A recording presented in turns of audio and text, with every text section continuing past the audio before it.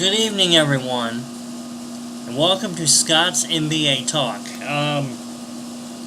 The season's gonna start on October 17th. I want to go ahead and I want to make my division predictions. I don't want to wait and do my conference predictions yet.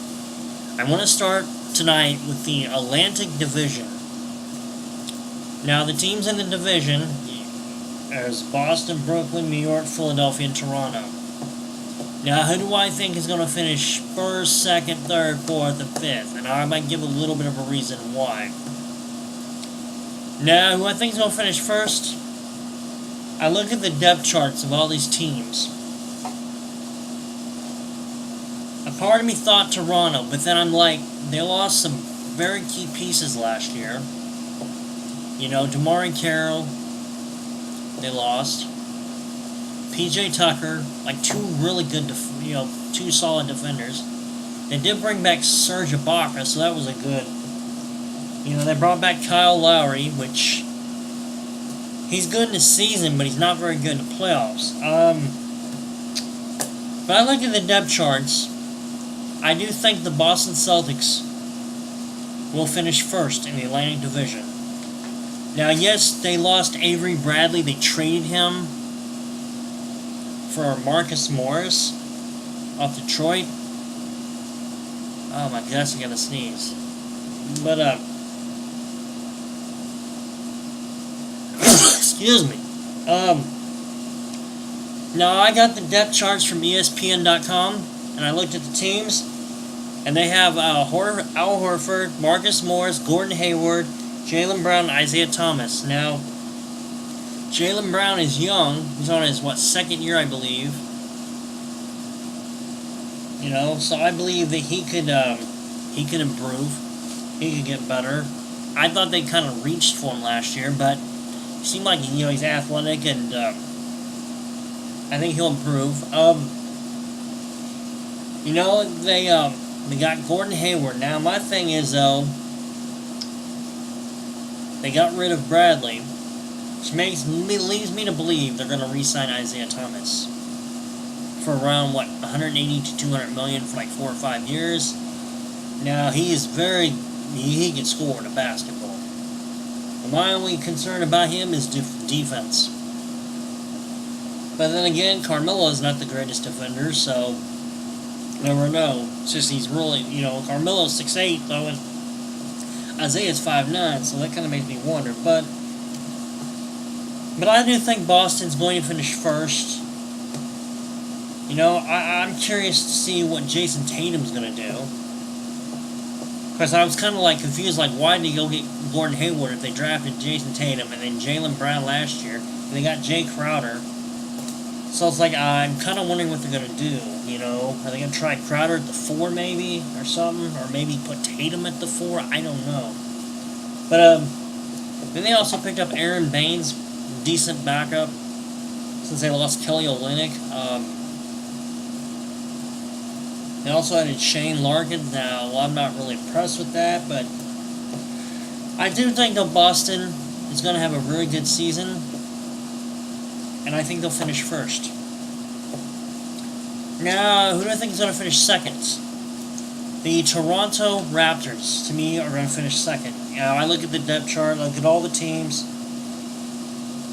and I see Toronto. I see the backcourt of Kyle Lowry and DeMar DeRozan as one of the best backcourts in the NBA. These guys could score. Probably get you about 50, 60 a game between the two guys. Then you got Serge Ibaka, who could play power forward or center. So he'll get you maybe 10, 15 points, but he could block some shots. Then you got Jonas Valanciunas, probably get 10, 15. And then they acquired C.J. Miles, who can shoot the 3, so he could stretch the floor for him. So that would make, I think Toronto, to me, will finish second. I almost was going to go first, but Boston's got a lot. To me, I think Boston's got a better depth. And I think Boston's going to be just as good as last year. Of course, they lost one of their defenders. So at Toronto, they brought back Ibaka, so I think that's going to help them. At least they're going to finish second. Now, who's going to finish third? It's going to be Philadelphia 76ers. This is a team that is on the rise. I mean, I don't have them yet finishing first this year. I do think they could make the playoffs, and it all is going to depend on Joel Embiid being healthy. What Ben Simmons and Markelle Fultz, rookies of the year. Ben Simmons was injured last year, so this makes him a rookie this year. So they got 2 rookies. And then Dario Saric. And then they signed J.J. Redick. Now, J.J. Redick is really going to stretch the floor. So, probably Simmons might be your ball handler or something. Even though he'll be more like the point forward like LeBron James is. Fultz will probably be a shooter. Redick will probably be a shooter. Saric and then Embiid can go in the paint or even shoot for 3. I'm going to tell you something. I love watching Joel Embiid. I didn't get to see a lot of him last year. I'm going to try to get the, what do they call that, NBA League Pass. So I would love to watch it. I saw a game last year on ESPN. I think they would have played the Houston Rockets. And Joel Embiid just, oh my gosh. I mean, he just took over a game.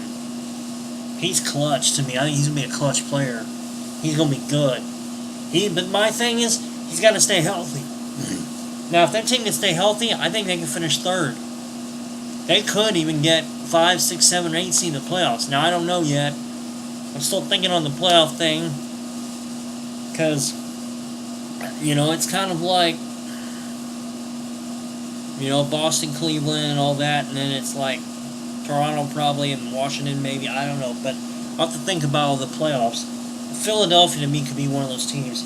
They're on the rise. Now, I don't think they'll finish first this year. They might next year or the year after, but they're coming.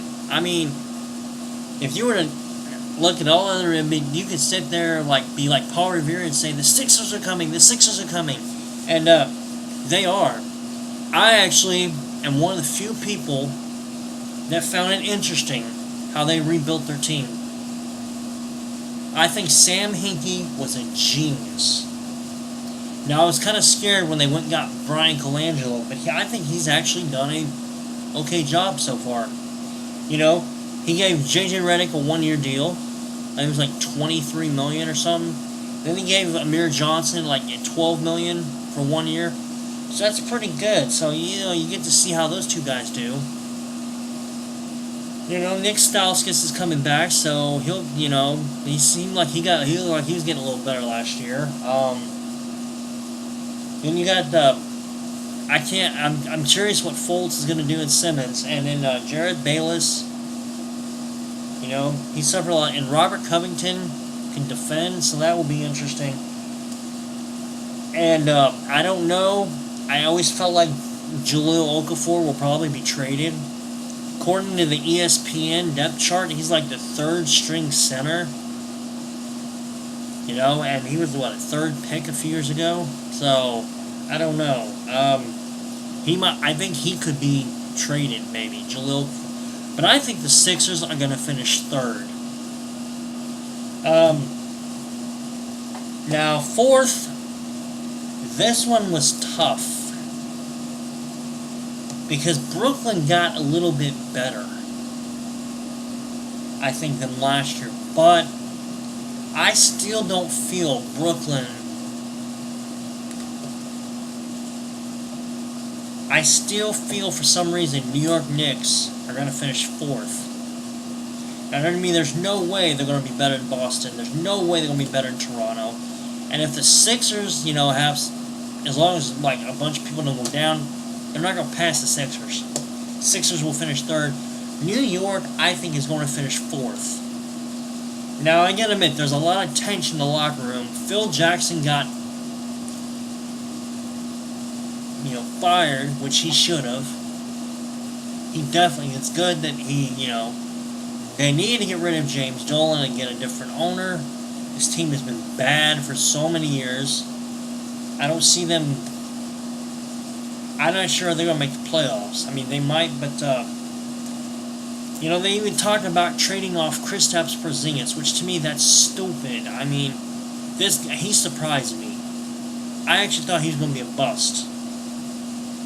I really did. I was kind of shocked when New York took him, and he's pretty good. I mean, he actually makes New York exciting to watch. And but Carmelo might be traded, so now that could make them finish last. I still think there's talk of Kyrie Irving maybe going there. I don't know.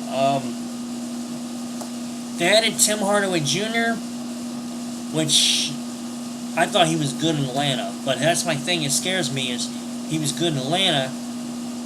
He played for New York before.